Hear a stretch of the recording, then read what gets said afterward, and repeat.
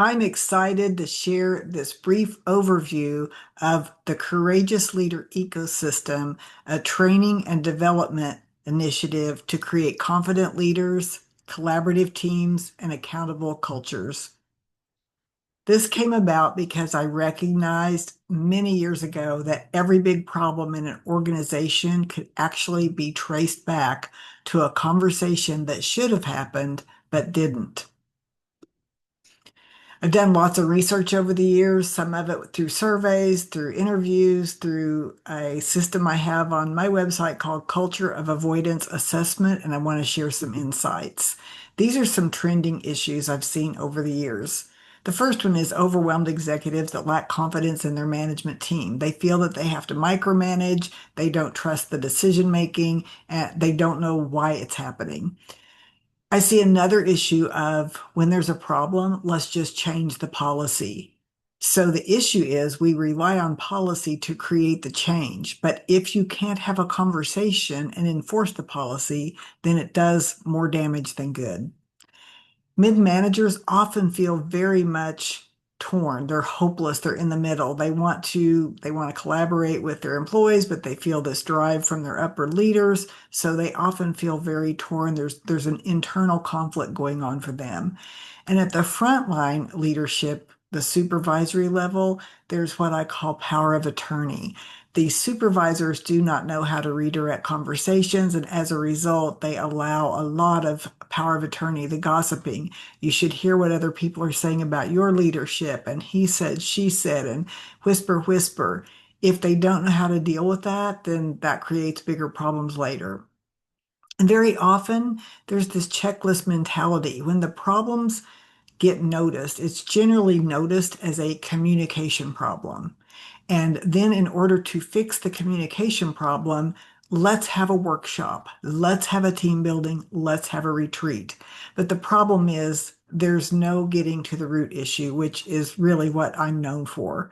And then finally, on the frontline level, it's supervisors who just want to be best friends. They have an identity issue, they want to play nice, and they just don't have the skills. So those are some of the trending issues. There's more than that, but that's the top ones that I see. So I want to share some insights from the different points of view. The C-suite, of course, strategy, profits, vision. That's where their focus is.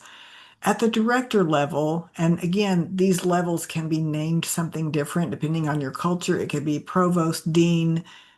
So if it's in education, there's different titles, but I want you to get the gist of that at this director, mid-level, high management level, there's this idea of I've risen to here and I now should not have to babysit.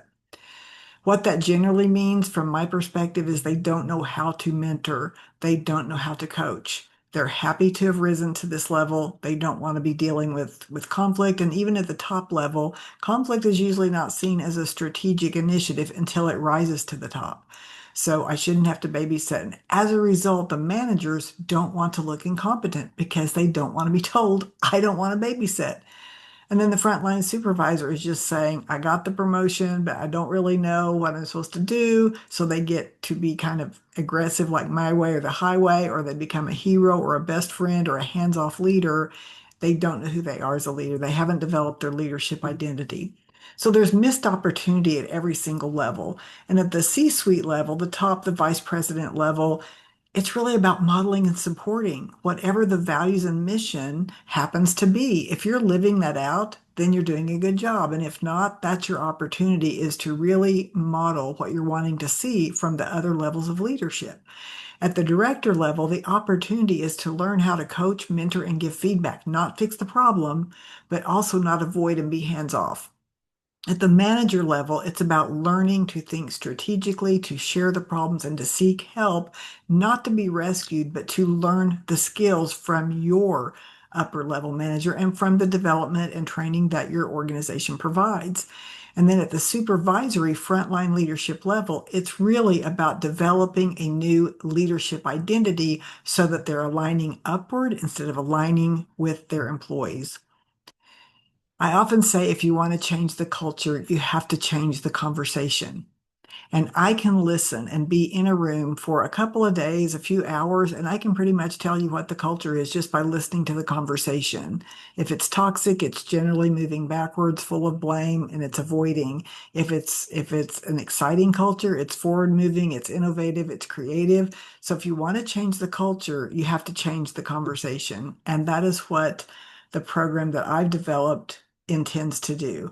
I've created a layered approach for development that lasts about 6 months. And the first part, assuming that we decide to work together, is an assessment and a kickoff. If you have an assessment you want to use, we can use that or we can build one together. But there's a kickoff to let everyone know what's going to happen. And then there's a book club. So different cohorts can be in book clubs. I can guide you on that. It's from conflict to courage because once people read the book and they go through it with a group, they start to become familiar with the language. It's not news to them. It's not this shock of a one-day workshop. They go through a book club. They learn camaraderie and teamwork and collaboration. Then we provide a clarity retreat. This is on site. This is a half day to a full day, depending upon the goals of the organization and the resources. After the clarity retreat, then people enter the performance coaching model. This is my on site online training built very much like a LinkedIn course that teaches the skills in chapter 7. Chapter 7 is called the Blueprint for Difficult Conversations, but this is really more than a blueprint, it's a framework for conversations. The skills can be used independently outside of the framework, for it's really a communication skills course as well as a conflict course. And then number 5 is cohort coaching. We do that virtually, and this helps to shore up the skills and answer questions and play some games as we learn how to use these skills in the course. And here's an example of a half-day leadership clarity retreat. This was with LexisNexis Risk Management. This was their global marketing team. And there's an example. Every single organization has a little bit different culture, a little bit different flavor. Here's one, a half day with a hospital system, over 150 leaders at all levels, and they really did it up right. We had a lot of fun. They had a luau, they had a buffet lunch. It was really an exquisite event. And there we are, after their book club, people talking about what they got from the book.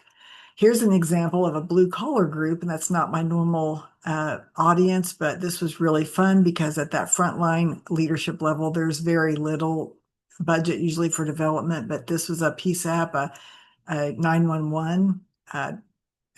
People in 911 emergency took the course, and now they're in the online training program. So changing the conversation in 2025 and 2026, we've developed an ecosystem for building a culture of accountability, and it includes training, coaching, sustainability, customized cohort, and the performance coaching model, the online course. I want to go over that very quickly. There is another video if you want to get a peek inside the course, but it's divided into these modules so that it's really easy, and it's taking you through the blueprint. And research from Harvard, I thought this was so interesting that most employees think that the current performance reviews do not work. And I think that they're becoming a thing of the past because if you're only getting a review once a week or once a year, you're not able to improve. And so my system teaches supervisors, leaders, directors, top level managers, even the executive branch, how to have ongoing conversations all the time that are factual, based on observed behavior, based on outcomes wanted.